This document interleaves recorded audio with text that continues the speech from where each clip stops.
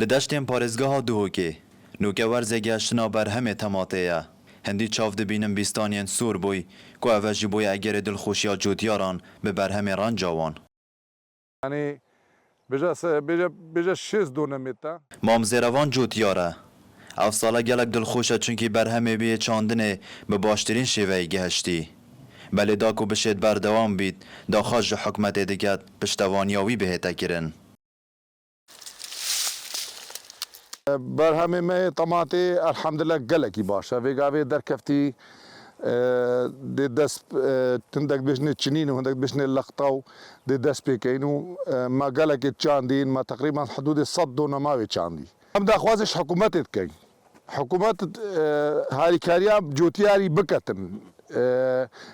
تشي رنجيكي هبت بس عراف مان طماطا رابط بەلێ ژلەیەکی دی خەمەکە مەزنیال دەف جوتیاران پەیدا بووی ترساوان ژوێ چەندێک کو ئەف بەرهەمە di bazarê da bi kêmtirîn biha bihête firotin ku ev jî bûye kêşavaniya her sal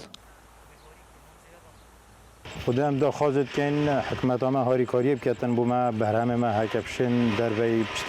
خاری عراقی نو راست عراقی کو سعر کا باشتر پی بهتن جوتیاره به چند سال هزار منده پار سال من شش دونمت عردی کردن طماطا باریاته بهتن نیوه که و طماطا من هر نچین ما نبنیوه li dîv gotina rêveberê çandina dihûkê ji ber wê rêja baş ya baranên ev sale barîn pêşbîniya berhemekê gelek baş dihête kirin همی برو بوم هیچ چاندن پارزگاه دو که 7 سال برآورد گل پار سال زیده بوین جبر کو رجا بارانباری نه شیوه کی گله که برچاو زیده با جدرین آوی بوجان نوکا گله که باش خوبه دیتیم بر بیایی که روبرین آوی همی زیده بوینه طماطه یک الوان برو بوم موید که پارزگاه دو که نو بانگ طماطه ev sale li parêzgeha Duhokê 8125 dûnemên erdî hatîne terxankirin bû çandina tematê